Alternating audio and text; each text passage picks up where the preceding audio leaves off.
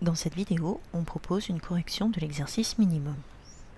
Pour cet exercice, il était demandé de produire une fonction qui calcule le minimum pour des nombres se trouvant dans la colonne 1 d'un fichier Excel entre les lignes 1 et 9. Quand on construit une fonction, on commence par poser la structure. C'est une fonction, on l'a appelée minimum, elle retourne un entier.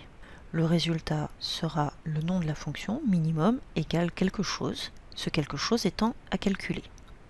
Ici, nous allons utiliser la variable res, il faut donc la déclarer. Res est un entier.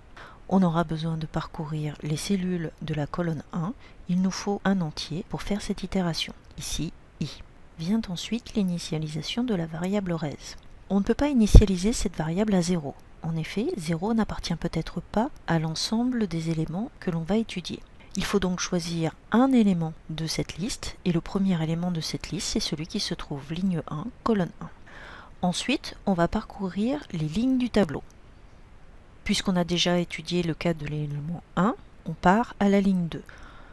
Ensuite, pour chacune des lignes, on va comparer le res, qui est le minimum local observé jusqu'à présent, à la valeur qui se trouve cellule ligne i, colonne 1.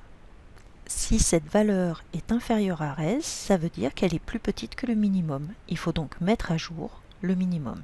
Res prend donc pour valeur cellule ligne i, colonne 1. Sinon, il n'y a rien à faire, donc on n'écrit pas de sinon.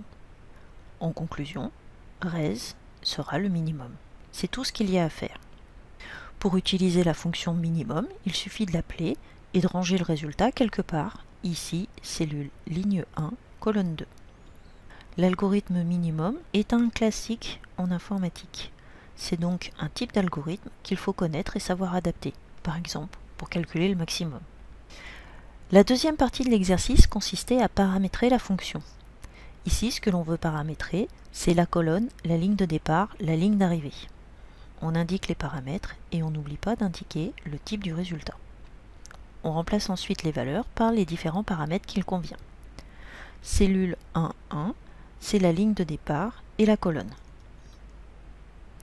Pour i égale 2 à 9, 2 c'est la ligne de départ plus 1 et 9 c'est la ligne d'arrivée. Enfin, cellule i1, ici et ici, c'est la cellule ligne i, colonne c. Voilà, on a fini le paramétrage de minimum.